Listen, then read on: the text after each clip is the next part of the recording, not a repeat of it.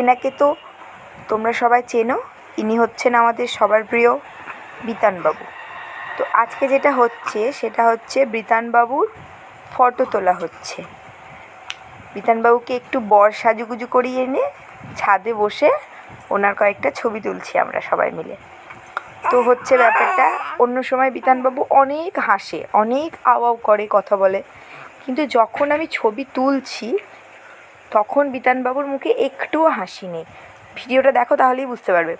মানে ওকে হাসানোর জন্য আমরা সকলে মিলে যে কত চেষ্টা করছি, তবুও উনি একটু হাসবেন না, একদম গোমঠা মুখে আছে। মেঘলা তো পুরো ছাদে ছোটাছুটি করছে ওকে হাসানোর জন্য, কিছুতেই হাসবে না। তো টোপর পরিয়ে যে কয়েকটা ছবি তুলবো সেটাও তোলা হচ্ছে না, মাথাটা নড়িয়ে নড়িয়ে টোপরটাকে ফেলে দিচ্ছে। অনেক কষ্টে টোপরটাকে মাথার উপর চাপিয়ে আমি হাত দিয়ে ধরে কয়েকটা ছবি তুললাম, কিন্তু ওই যে গোমঠা মুখে, একটু হাসি নেই। হ্যাঁ, তুমি ছবি তোলার সময় একটু হাসবে না, তাই না? আর অন্য সময় হাসবে। আর ভিডিওটা ব্যাকগ্রাউন্ডে মিউজিক বাজছিল, ওই জন্য সাউন্ডটা অফ করা আছে। তো আমি এমনি ভয়েস দিচ্ছি।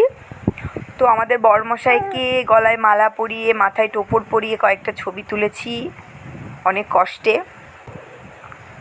তো ওর বাবা ওকে ফোন দেখিয়ে হাসানোর চেষ্টা করছে, ফোন দেখিয়ে বলতে ফোনে গান শুনিয়ে।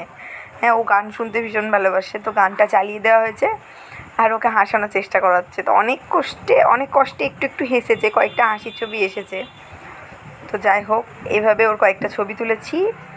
তো বর্ষে যে আমাদের ছোট্ট বিতানবাবুকে কেমন লাগছে তোমরা অবশ্যই কমেন্টে জানিও। কি এখন হাসি হচ্ছে? হ্যাঁ।